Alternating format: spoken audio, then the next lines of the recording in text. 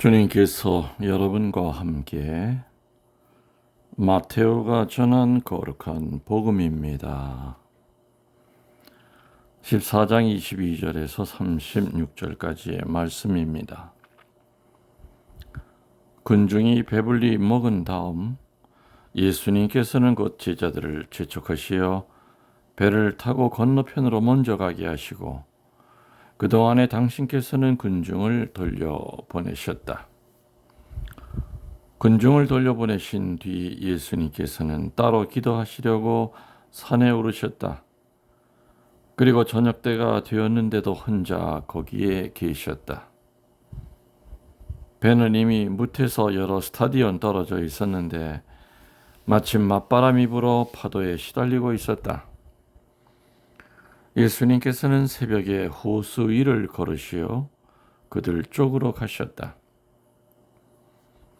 제자들은 예수님께서 호수 위를 걸으시는 것을 보고 겁에 질려 유령이다 하며 두려워 소리를 질러댔다.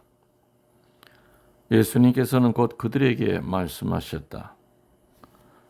용기를 내어라. 나다. 두려워하지 마라. 그러자 베드로가 말하였다. 주님, 주님이시거든 저더러 물 위를 걸어오라고 명령하십시오. 예수님께서 오너라 하시자 베드로가 배에서 내려 물 위를 걸어 예수님께 갔다.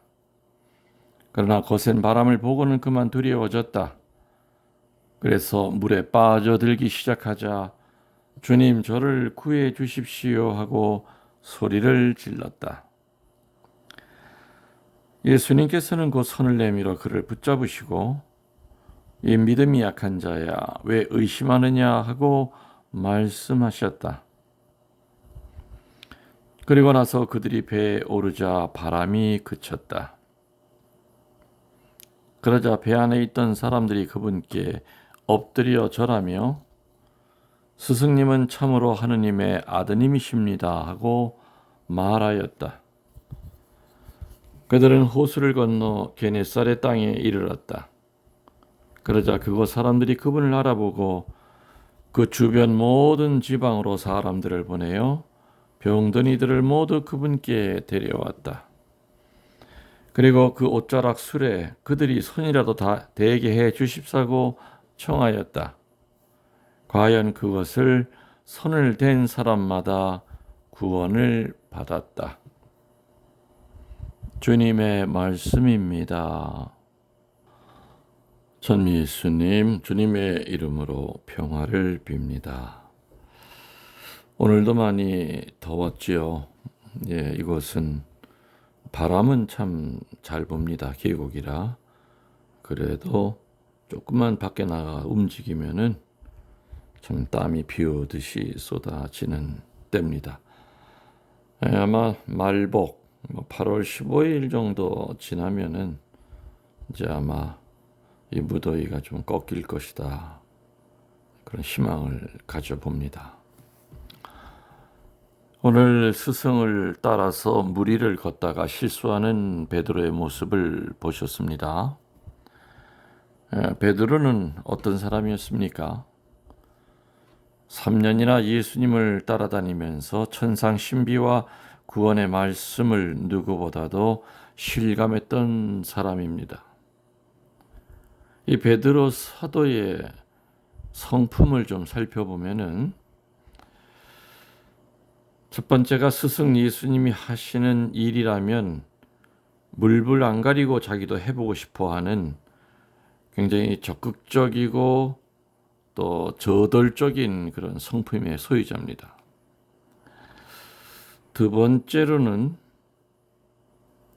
그러나 앞뒤를 깊이 생각하지 않고 대단히 충동적으로 행동해서 실수를 거듭하는 그런 성격으로 나옵니다.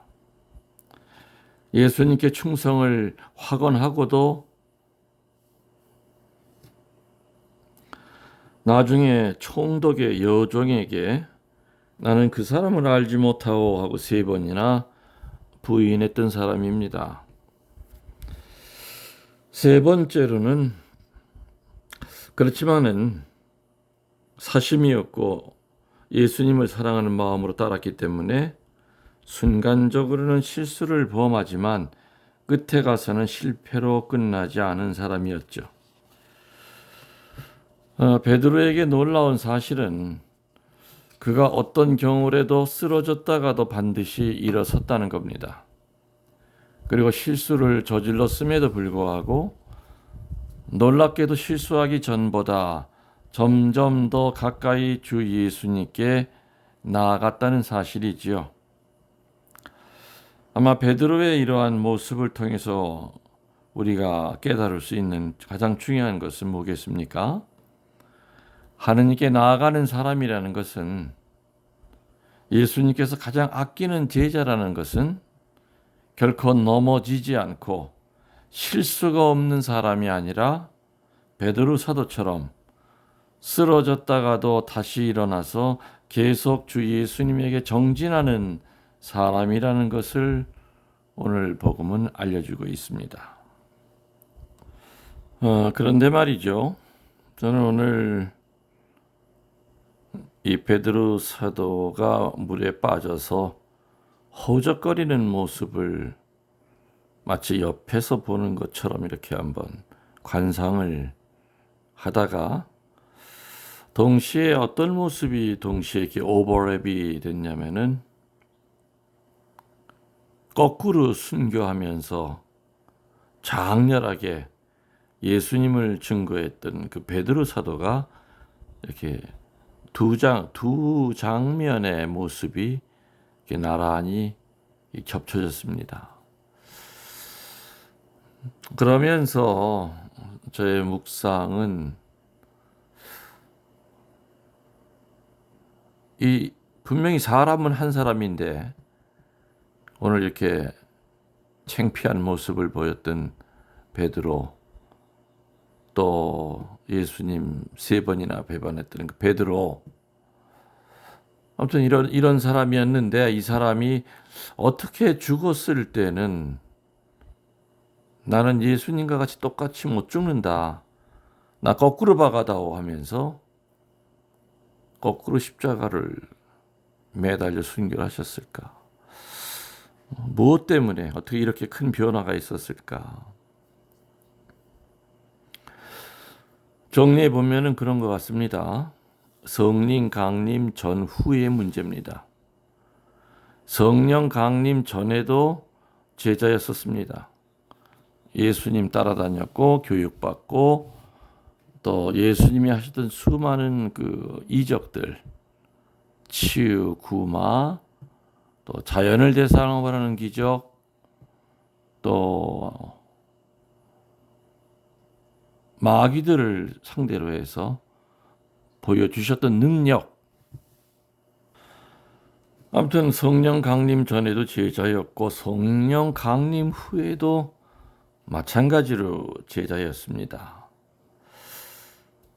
근데 베드로 사도만이 아니라 성령 강림 전에 제자들의 모습은 어떠했는가를 한번 좀 정리해 보면요. 첫 번째로 우왕좌왕하던 집단이었습니다.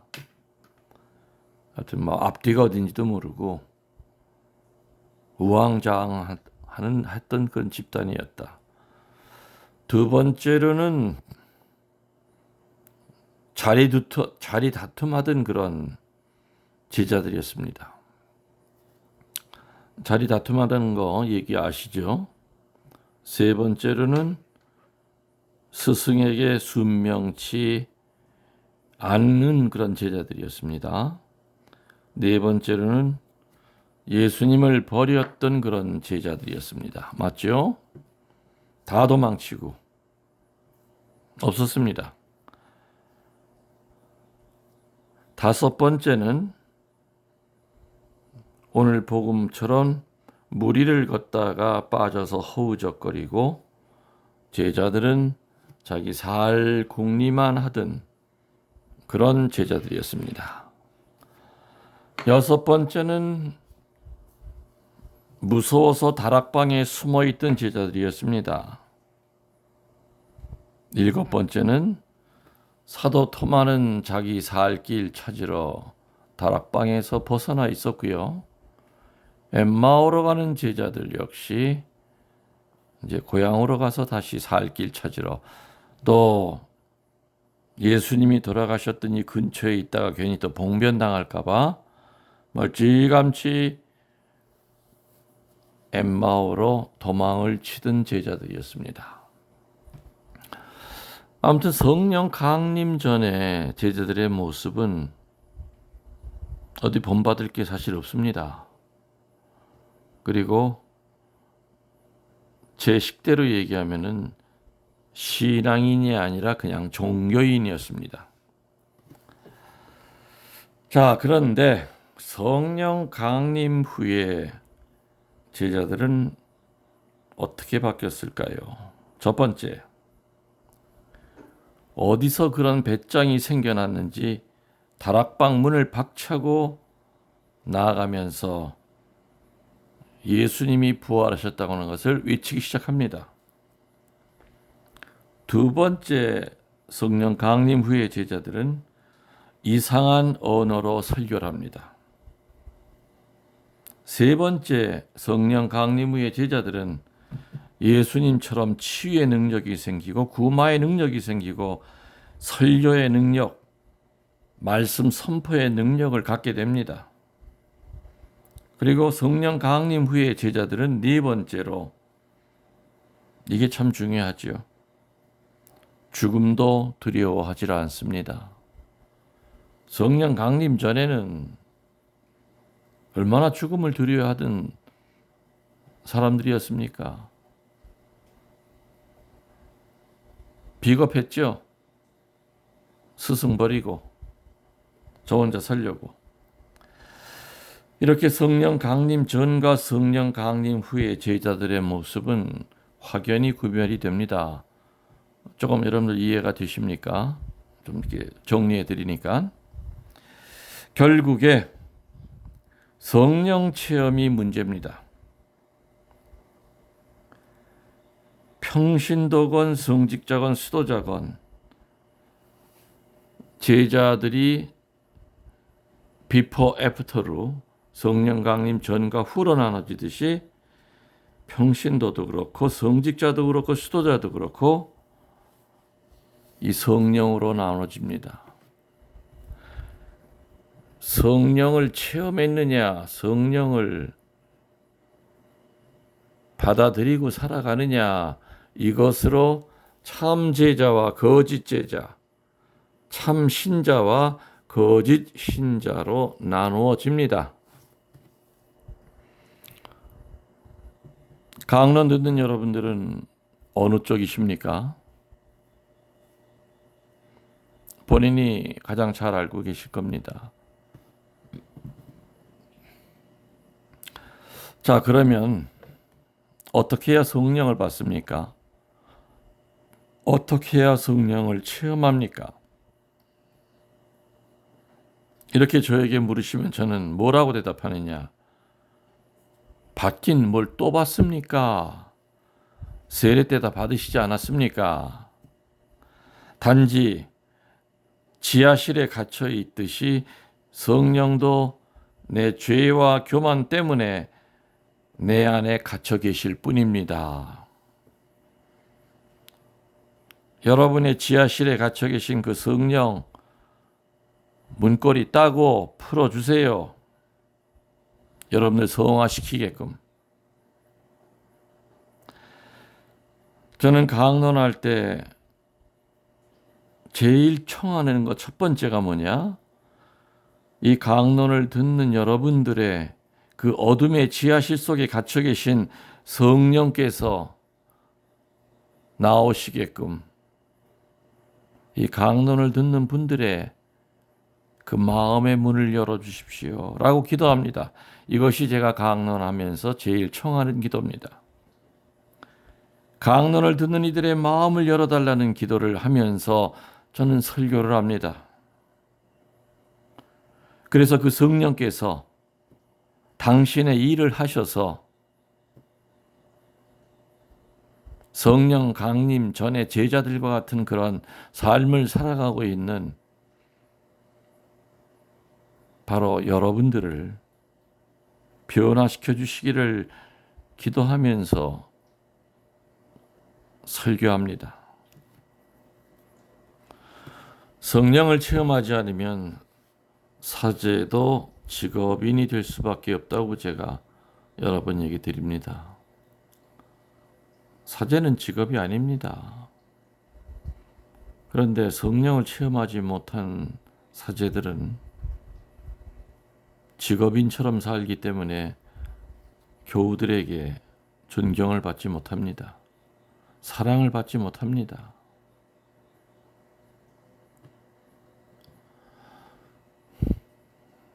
세상 분들, 사제들보다 똑똑한 사람들 훨씬 더 많습니다. 사제들이 이 세상에서 존경받는 것은 거룩함이죠. 그 거룩함은 성령과 함께 할 때 나옵니다. 평신도들도 성령을 체험하지 못하면 세례 때 받은 그 귀중한 세 가지 사제직, 예언직, 왕직의 그 귀중한 의무와 권리를 잊어버리게 됩니다. 수도자들도 마찬가지죠. 성령을 체험해야만 종교인이 아니라 신앙인이 됩니다. 성령을 체험해야만 매일매일의 순간순간을 순교자 같은 마음으로 살 수 있다는 겁니다. 그리고 성령을 체험해야만 정말 기쁘게 살아갈 수 있습니다. 성령을 체험해야만 주님 외에 다른 것을 포기할 수가 있다는 얘기입니다. 오늘 저는 강론을 준비하면서 그 물에 빠져 허우적거리는 베드로는 뱃사람입니다. 물에서 허우적거릴 사람이 아닙니다. 수영의 도사입니다. 그런데도 불구하고 허우적거립니다. 그리고 도와달라고 그럽니다. 예수님은 솔직히 바닷가에서 살은 사람이 아니기 때문에 수영을 하실 수 있는지 그것조차도 확신이 안 서는 분입니다. 그런데 그런 분에게 도와달라고 그럽니다.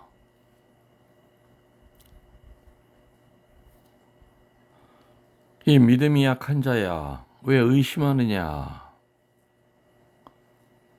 예수님은 손을 내밀어 그를 붙잡으신 다음에 그 말을 합니다.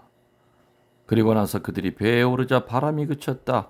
그러자 배 안에 있던 사람들이 그분께 엎드려 절하며 스승님은 참으로 하느님의 아드님이십니다.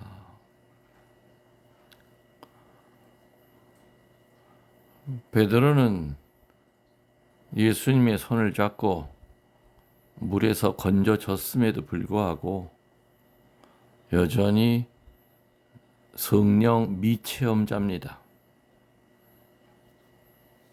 성령 미체험자. 오늘 복음 마지막에 한 가지, 과연 예수님의 그 옷자락 술에 손을 댄 사람마다 구원을 받았다라고 나옵니다. 다른 때와는 좀 다르죠, 표현이. 예수님의 옷자락을 자꾸 치유됐다고 그리고 그래야 되는데 구원을 받았다. 치유라고 하는 것은 그냥 일시적인 현상이 좋게 변하는 겁니다. 맞습니까? 근데 구원은 몸뚱아리가 낫는 그런 개념이 아니죠. 마귀가 떠나가는 그런 개념이 아닙니다. 오늘 복음의 마지막에는 손을 댄 사람마다 구원을 받았다. 치유를 받았다가 아니라 구원을 받았다. 치유받은 것과 구원받는 것이 동격인가? 그건 아닐 겁니다. 왜냐하면 치유를 받고 나서도 예수님의 그 은혜를 배반했던 사람들이 얼마나 많습니까? 여러분들 가운데는 안 계십니까? 있지요. 그래서 치유받는 것이 곧 구원받는 것이다. 구원받는 것일 수도 있지만 아닌 경우도 있습니다. 근데 오늘 예수님은 예수님의 그 옷자락에 손을 댄 사람마다 구원을 받았다고 마태복음사가는 여느 때와는 다른 표현을 썼습니다. 구원을 받았다. 제가 직역을 하면 이럴 겁니다. 치유받은 자의 목표는 바로 구원이다. 그래서 구원의 길로 들어섰다라는 표현이 더 정확할 것 같습니다. 구원을 받았다가 아니라 구원의 길로 들어섰다. 이제 본인의 의지와 또 본인의 노력 여하에 따라서 구원의 완성에 이르게 될 거라고 생각이 됩니다. 여러분들, 여러분 마음의 지하실 속에서 숨 못 쉬고 질식할 것처럼 괴로워하고 있는 그 성령을 좀 자유롭게 해주시기 바랍니다. 그래야 여러분들도 그 성령의 도움으로 분명히 자유로워지실 것을 저는 확신합니다. 아멘. 여러분들, 하늘의 별만큼 여러분들을 사랑합니다.